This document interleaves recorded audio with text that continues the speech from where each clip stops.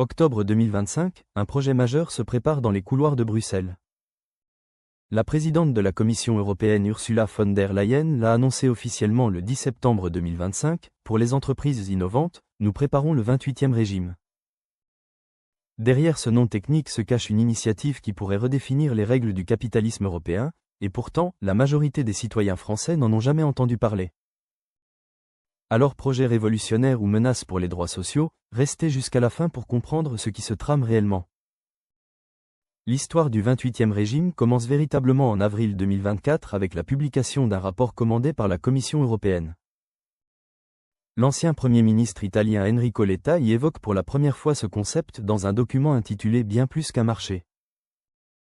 5 mois plus tard en septembre 2024, c'est Mario Draghi, l'ancien président de la Banque centrale européenne, qui reprend cette idée dans son propre rapport sur la compétitivité européenne. Ces deux rapports ont un point commun, ils dressent le constat d'un décrochage économique de l'Europe face aux États-Unis et à la Chine. Selon leurs analyses, les entreprises européennes souffrent de la fragmentation du marché unique avec 27 systèmes juridiques différents à naviguer.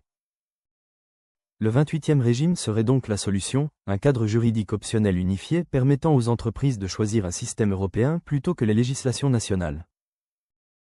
Concrètement, il s'agirait de créer un 28e État membre totalement fictif avec son propre droit des sociétés, droit des faillites et potentiellement droit du travail et fiscalité.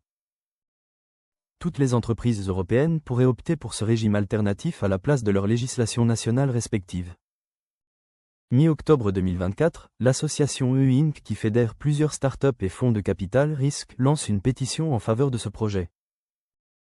La pétition recueille plus de 16 000 signatures en quelques mois auprès des entrepreneurs et investisseurs européens.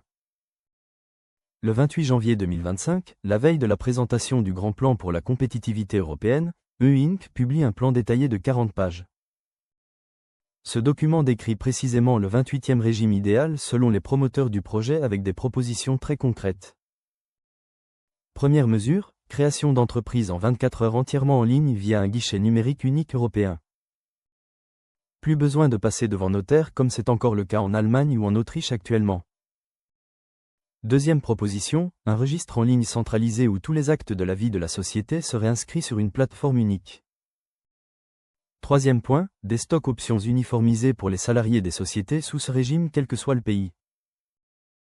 Quatrième mesure, levée de fonds facilitée avec possibilité d'émettre des bons de souscription d'actions futures pour attirer les investisseurs. Cinquième proposition et c'est là que ça devient problématique, allègement des obligations d'information et de consultation des salariés. Sixième point, harmonisation fiscale partielle avec certaines assiettes d'imposition unifiées à l'échelle européenne. Septième mesure, création d'une juridiction unique pour régler rapidement les litiges nés de l'application du 28e régime. Mais EU Inc. n'est pas seul dans cette bataille, l'ONG Corporate Europe Observatory qui surveille les lobbies à Bruxelles a révélé les autres acteurs. Business Europe, la confédération patronale européenne équivalent du MEDEF au niveau continental, soutient activement le projet. Eurocommerce, représentant le commerce de détail et de gros, pousse également dans ce sens. Chamber of Progress, financé notamment par les géants de la tech américaine, est aussi de la partie. Toutes ces organisations ont multiplié les réunions avec les commissaires européens depuis fin 2024 pour influencer le projet. Et leur revendication est claire, elles exigent que le 28e régime s'applique à l'ensemble des entreprises et pas seulement aux startups. Abonnez-vous à Terra Radar et activez la cloche pour ne rien manquer de nos analyses sur l'actualité. Le 30 juin 2025, la Commission des affaires juridiques du Parlement européen s'autosaisit du sujet. Le député européen allemand René Repas du groupe social-démocrate devient le rapporteur sur cette question au Parlement.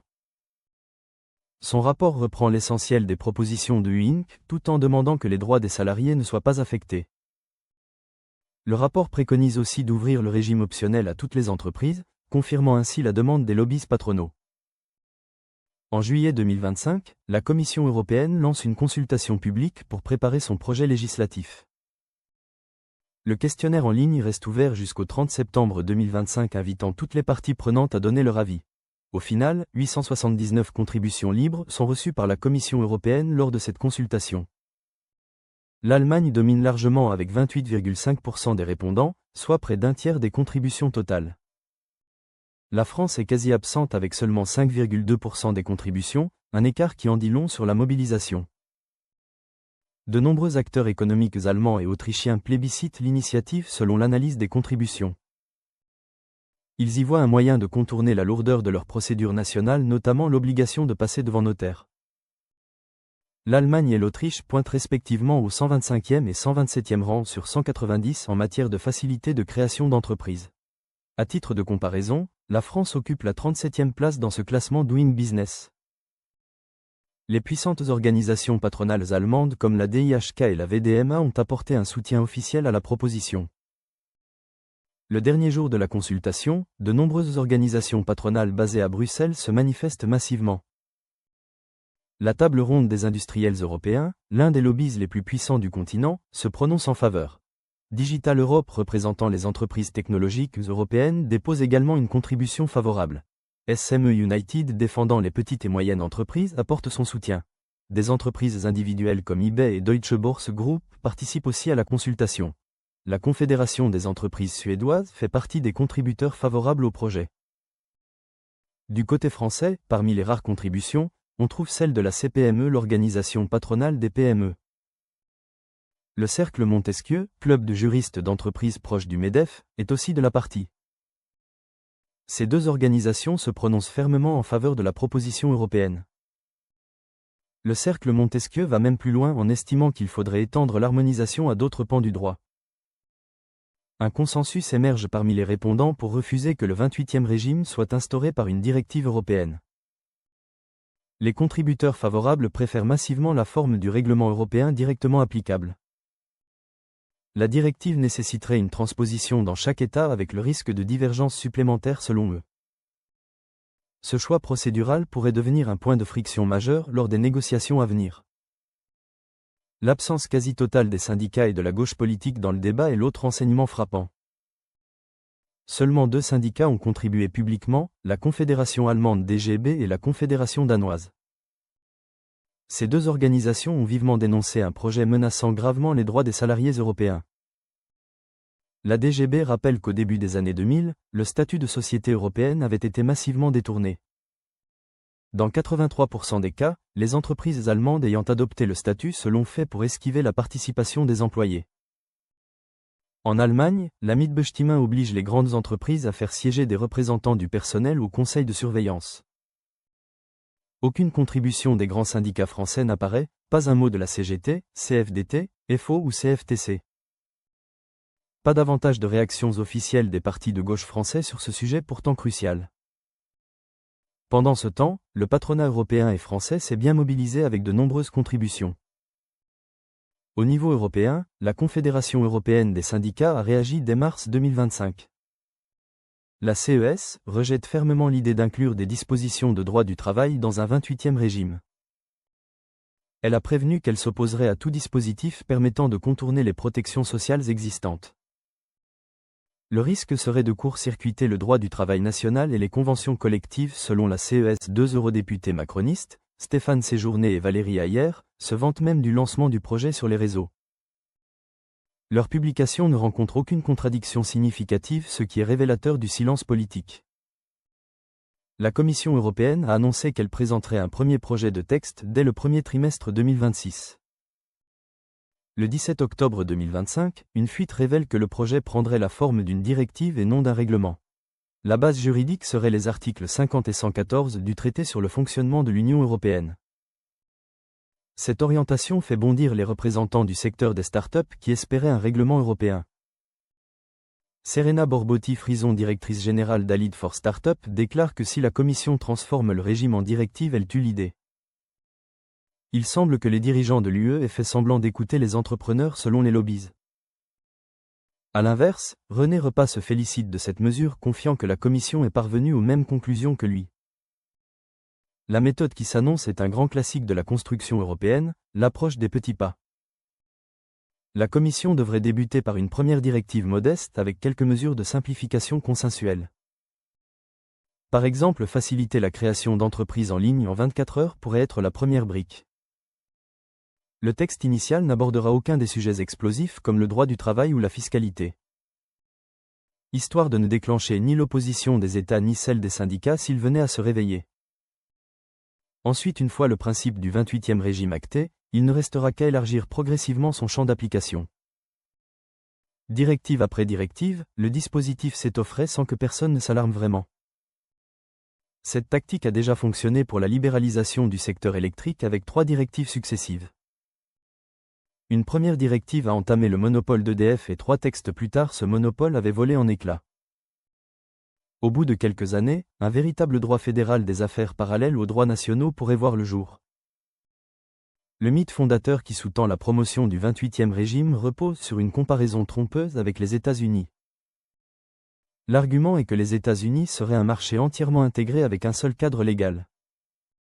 Or cette prémisse est entièrement fausse, les États-Unis sont un État fédéral composé de 50 États différents. Chaque État américain possède son propre système juridique pour le droit des sociétés, le travail et la fiscalité. On se retrouve donc avec 50 systèmes plus le niveau fédéral, soit 51 droits différents dans chaque domaine. Le droit américain est d'une complexité redoutable, ce n'est pas un hasard si c'est le pays des avocats. Pour opérer sur plusieurs États américains, il est quasiment impossible de se passer d'une armée de juristes. Selon l'indice international de complexité fiscale, les États-Unis et la France obtiennent un score similaire. Les économistes américains reconnaissent l'existence de frictions importantes dues aux divergences entre États. Les résultats sont édifiants, le marché unique européen est plus intégré que le marché intérieur américain. Au moins 2 études récentes publiées en 2021 et 2022 l'affirment noir sur blanc. L'étude de Kissed et Thierry Mayer, parue au Journal of Economic Perspective, est particulièrement révélatrice. Cette étude avait été citée par le FMI et Ursula von der Leyen pour alimenter le discours inverse. Von der Leyen s'alarmait que les barrières au sein du marché unique équivalent à des droits de douane de 45% sur les marchandises et de 110% sur les services selon des chiffres repris d'un rapport du FMI de 2025. Or l'étude universitaire citée en source montrait exactement l'inverse, les entraves sont moindres dans l'UE. En équivalent droit de douane, les barrières sont de 8 dans l'UE contre 10 aux États-Unis pour les biens. Pour les fusions et acquisitions, c'est 36 dans l'UE contre 48 aux États-Unis. Les auteurs concluent que sur de nombreux fronts l'intégration économique de l'UE égale voire dépasse celle des États-Unis. Le récit d'une Europe bureaucratique face à un Eldorado américain est donc un fantasme pur et simple. Entretenir ce narratif ne fait que nuire à l'attractivité du continent en le dépeignant comme un cauchemar administratif. Le rapport d'atelier au Parlement européen admettait que le problème numéro 1 des startups n'est pas la réglementation mais le financement. Les jeunes pousses européennes peinent à lever autant de capitaux qu'aux États-Unis, les chiffres sont sans appel. Quand on demande aux startups leur principale difficulté, elles citent d'abord le prix de l'énergie. Le manque de main-d'œuvre qualifiée arrive ensuite dans leurs préoccupations majeures. L'incertitude politique est également citée bien avant la question réglementaire dans les enquêtes. La véritable barrière qui entrave le marché unique européen n'est pas juridique, ce sont les 24 langues officielles. Les différences culturelles entre pays européens constituent aussi un frein réel à l'intégration économique. La Commission n'en est pas à son premier coup d'essai pour créer des statuts européens. En 2004, le statut de société européenne Societas Europea a été adopté. Il a été principalement utilisé par des entreprises allemandes pour contourner l'obligation de cogestion avec les salariés. En 2008, le projet de société privée européenne a été abandonné en 2014 faute d'accord entre États. En 2012, le projet de société unipersonnelle à responsabilité limitée a été retiré en 2018. Ces 2 projets ont été bloqués sur la question de la protection des salariés à chaque fois. Certaines demandes portées par les entrepreneurs sont légitimes comme la dématérialisation des registres. Quelques États membres comme l'Estonie ou le Portugal offrent déjà un enregistrement 100% en ligne. On pourrait généraliser cette pratique sans dynamiter les protections sociales selon plusieurs experts. Mais rendre la création d'entreprises trop aisée, c'est ouvrir la porte aux sociétés écrans. La facilité à ouvrir des sociétés en Europe a été l'une des causes du scandale de la fraude à la TVA carbone.